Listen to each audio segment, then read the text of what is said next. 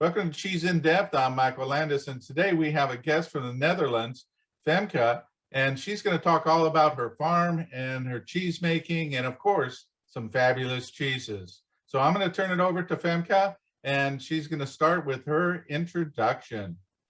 So hi everyone, I'm Femke Nijland. I'm one of the children from Herbert and Yvonne, who started the farm already 36 years ago.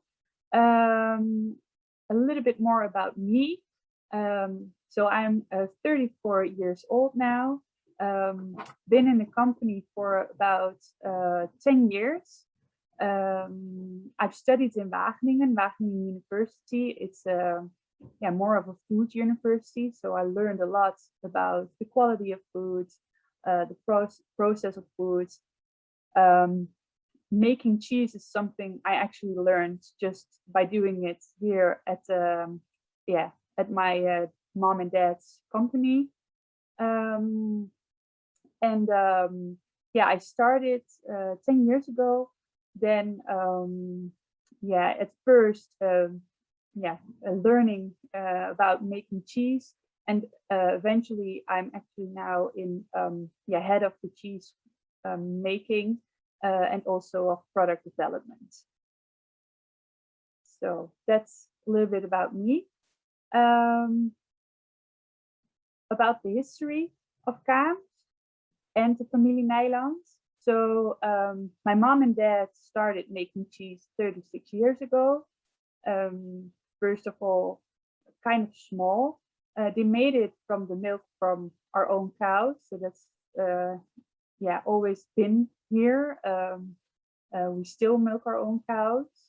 But now also my two brothers and me are working here. So my oldest brother, he works at the farm. My youngest brother helps us with the financials and works at the farm as well. Also helps me, and sometimes he's also in the cheese facility. And myself, I work in product development in a cheese facility, but of course also a little bit of sales explanation about what the cheeses are, what we make, and what we're doing here. A nice thing is that we have an experience boulevard. The experience boulevard shows the whole process from, we always say, from grass to cheese. We have our cows that go outside to the meadows when they want, but they can stay inside also. And you can see it in the experience boulevard. And next to that, you can also see the milking. We milk our cows with a milk robot from Lely Robots here in the Netherlands. And then afterwards, you can also see the cheese making facility. So you can see through windows what we are doing and how we are doing it. So it's really fun, and we have a lot of people coming over to watch and see everything, and keep an eye on what we're making. The cattle that we have is the Holstein Friesians. We're actually trying to make sure that it's all A2 milk, but that's a real challenge with Holstein Friesians, because from the past that wasn't the case. But right now already more than half is A2. So we hope in the future that all of our cattle has this nice milk.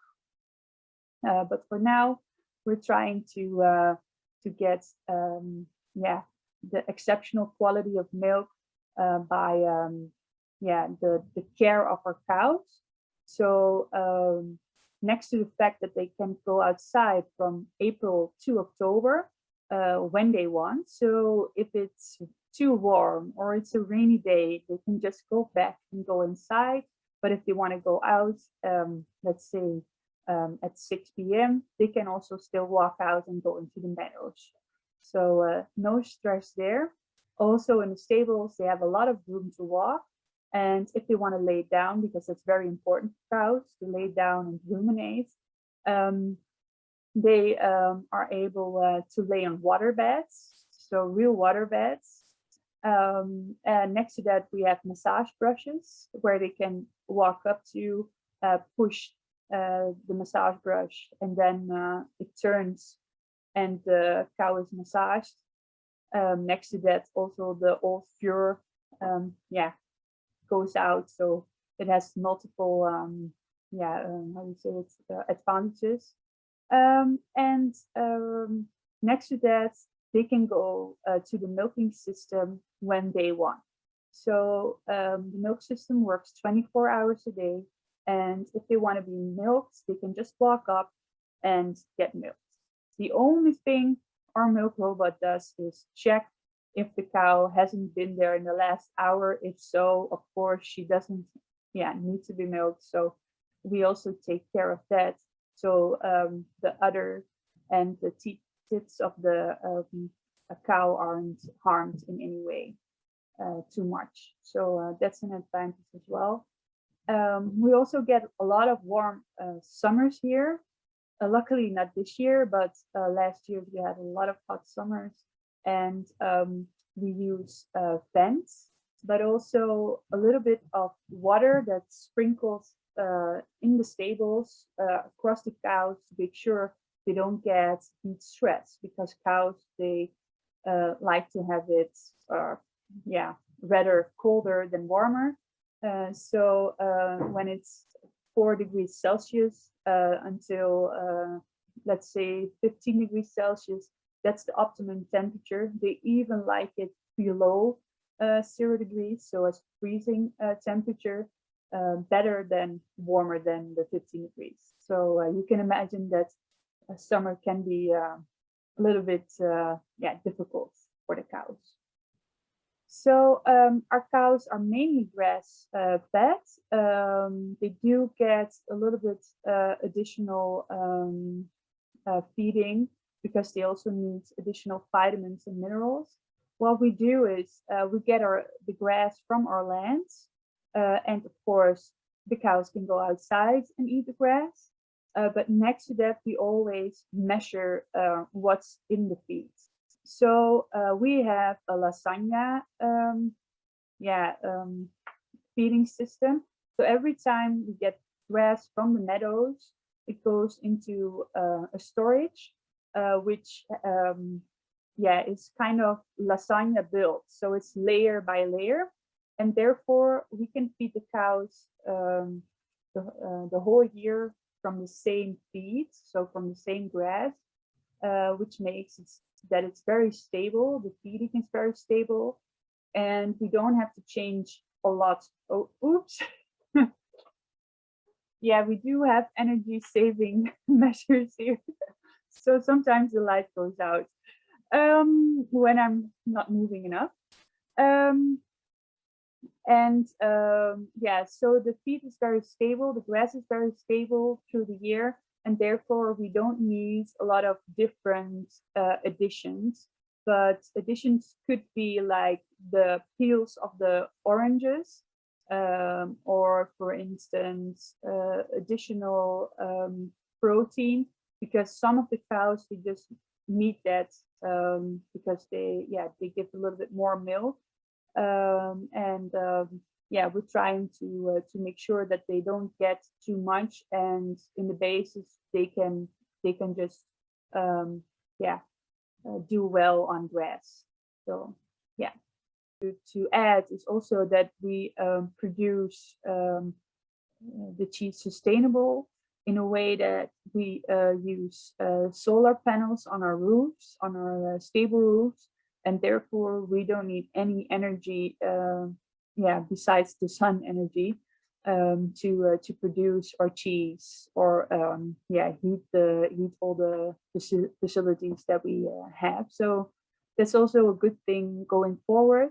And we're also always working on getting even more sustainable. So we want to get our own gas, for instance, but we're also working on other sustainability things, like the Netherlands is a country that's below water level.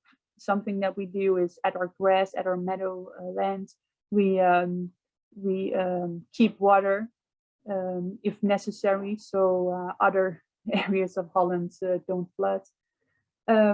Yeah, so that's also a nice thing to add. Another nice thing, or what I think makes this a very exceptional cheesery, creamery, is that it's a family business. The cheeses are made with a lot of passion, and if someone is ever in the neighborhood, they can always come and watch and see what we're doing. So it's very transparent, and that's one of the things that I love about it. So our creamery is the place where we make our cheese. It's still by the first recipe my mom and dad, how do you say it? Not really invented, but it is really their own recipe. We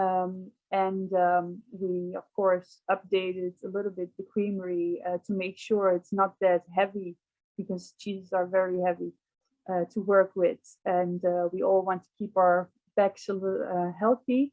We use the full milk. In the meadow season, we use the full meadow milk, and we only pasteurize the milk.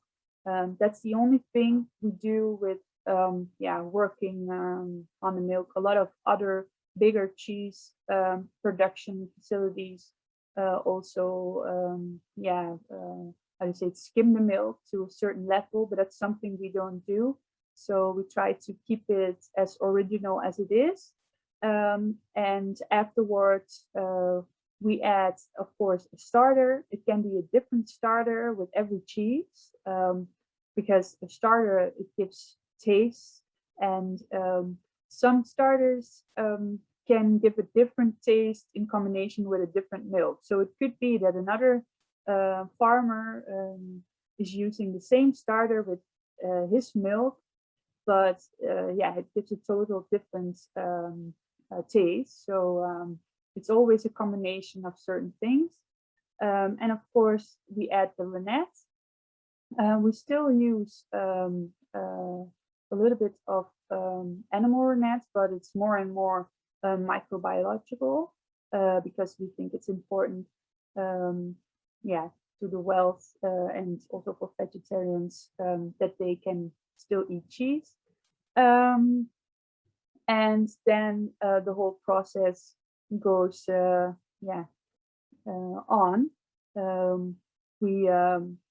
The milk is of course thicker, and then we cut this in these little pieces, and then you have this whey, of course, and the curd, and the whey, we take that off, and it goes to pig farmers here, because we have a lot of different whey types, as we use pumpkin seeds, carrots. It also goes into the whey as well. So it's good for pigs, but we cannot make medicines out of it. And then the curd is used to make the cheese. It depends on which size the cheese needs to be, in which mold it goes, and then it's pressed. Eventually, it goes to the brine. The nice thing about our brine is that we don't add, anti-cluttering e-numbers. So a lot of salt, as you can imagine, has an e-number in it, so it doesn't clutter. But for our brine, we have natural salt, so no e-numbers used, and our cheeses are brined a little bit less than normally here in the Netherlands, and therefore it's also less salty. It depends a little bit on the size of the cheese. So when it's a 4-kilogram cheese, it goes into the brine for about 1.5 days. But with the bigger wheels that HEB uses, they go into the brine for about 2 to 2.5 days. And then afterwards, they go to our ripening room. And this is a very important room because the ripening room needs to be at a certain temperature, because the Gouda type style cheeses that we make, they need a certain temperature, around 12 to 13 degrees Celsius. If it's a lower temperature, they don't ripe anymore. If it's too high, you can get like these little cracks in the cheese eventually, and that's not something we like to see. So we check that every day. And besides that, we also check the humidity, because it's very important. If it's too high, so if it's above 80%, you get molds, and that's not something we want. So it's also something we check daily. And then it depends on what type of cheese it is, whether it gets the coating rind or a very special coating. And I will explain a little bit more about that later on. Since a couple of years, we're trying to make cheese that has no E numbers at all. So we also don't use any coloring inside the cheese, and I think that's a really good thing. Therefore, the cheeses can also seem to be a little bit more white, but that's totally okay. What does happen when the cows go outside again is that the cheese turns a little bit more yellow, orange again, because the cows eat the grass, and you have keratin in this grass, and the cows are able to process that into the milk and into the cheese, and therefore it's always a little bit more orange when they go into the meadows and eat even more grass than normally. And that's also the difference between goat cheese and cow cheese. Maybe you knew, but goats are not able to process this keratin, so therefore the goat cheese is white and not yellowish like the cow cheese. So we have 4 different types of cheeses that we bring to HEB. Let's start with the one, with the 3 that are ripened 4 to 5 months, because when you eat the cheese, always start with the youngest one and not with the oldest one, because the oldest one has more taste. So it's not that easy to get all the flavors when you start with the oldest one and then get the youngest one. So we have the 2 honey type of cheeses, and this is really nice because we have the cow honey and the goat honey, and they're both ripened in honey. And there's also a little bit of honey inside the cheese. So we add that to the curd, and it's pressed. And after, when we ripen the cheese, we put some honey on it as well. And therefore, both cheeses are a little bit sweeter than normal. They're both ripened 4 to 5 months. And the cow honey has a rich and sweet taste. And the goat honey is very elegant and a bit sweet. And the nice thing about the goat honey is that for people that aren't used to eat goat cheese, this is a very likable cheese, because it hasn't that very goatiness, or how you say it, to it. So a lot of people that want to try goat cheese for the first time, this is a cheese they really like. But next to that, also for goat cheese lovers, it's still also very good cheese to try. Then, so these are the 2.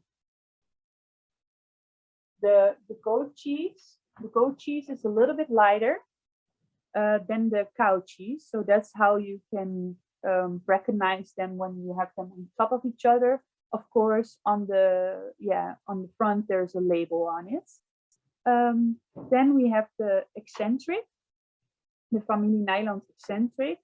So the thing I like about this cheese is that it's very buttery. I always say it's like you put butter in your mouth, but then of course it's a ripened cheese. So it has already a little bit of salt crystals. Well, those are not really salt crystals, but it's what you seem to eat. And it's made with the full cream milk with a special starter. So the special starter gives this additional taste to it. And so at first you have this buttery taste, but later on you really get also a richer taste at the end. And then we have the caramel one, that's the brown one. So the Excentrique, that's the gray one that you see over there. And the brown one is the caramel, the Caramello. And this one is ripened the longest for about 7 months. Has a lot of crystals in it. And the nice thing is it's ripened in caramel. So we didn't add caramel, but we do add caramel around the crust of the cheese. And therefore it's brown, but it also has a little bit of more sweetness than, for example, the Excentrique or other standard goudas. Also this one is sweet, creamy, and due to the ripening process, a lot of crystals. And I think it's one of the cheeses you really have to have on your platter. Of course, all of the four, but my favorite is the Caramello. Let's talk about the 4 cheeses. First of all, we have the Excentrique. This is a cheese that is ripened for 5 months. It's buttery and smooth. So I always say it has a very buttery flavor. And the nice thing about this is that you could pair it with the Cabernet Sauvignon. And then you can really taste the difference of this cheese compared to other cheeses. Because of its butteriness, but also, it's a ripened taste, so the crystals that are inside it. It's very, how do you say, comforting. So a lot of people that like to eat older cheeses, but they don't like the dryness of this older cheese, this is a perfect cheese to try. Next to that, we have the Caramello. So that's a 7-month ripened cheese. It's ripened in caramel, so it has an extra sweetness to it. It's also a creamy cheese, but because it's a little bit longer ripened, it has more crystals in it. And this is a cheese you could really combine with a red Merlot. Both cheeses also go well on a bread, for instance. Put it in the oven, let it melt a little bit. It's delicious with, for instance, ham, but also a chutney of onions and abricot. Then the cow honey, it's ripened for 4 to 5 months. It also has a special coating because it's ripened in honey and there's honey inside. It's rich, but also sweet due to the honey. And what I like about this cheese is that, it's a little bit firmer than the other two, but because of its sweetness, a lot of people, just really like the taste. And this is a cheese I would recommend with a Malbec wine.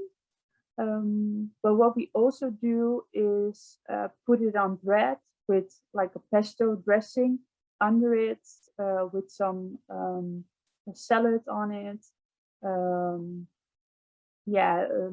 Make it a bread meal feast, for instance. But as I said, together with the glass of wine, it also combines very well. And then the last one is the goat honey, also ripened for 4 to 5 months. The special thing about this cheese is, first of all, it won a lot of prizes. So International Cheese Awards, the World Cheese Awards. So we're very proud about that. And next to that, it has a little bit of sweetness as well, because it's ripened in honey and there's honey inside. But it's elegant. It has not that coatiness to it, and that's why a lot of people really like it and also dare to try it. So when you sample it, people instantly say, okay, I would like to try that because it's something new, especially for people that haven't been eating a goat cheese. And that's a cheese that goes well with the Sauvignon wine, but also through a salad, for instance, when you make a salad with the goat cheese and a little bit of honey to it, and add your vegetables that you like, it's perfect. Oh yeah, I wanted to thank you for the opportunity and for helping with what I needed to say. So and I hope you have a nice weekend. Oh, thank you. You too.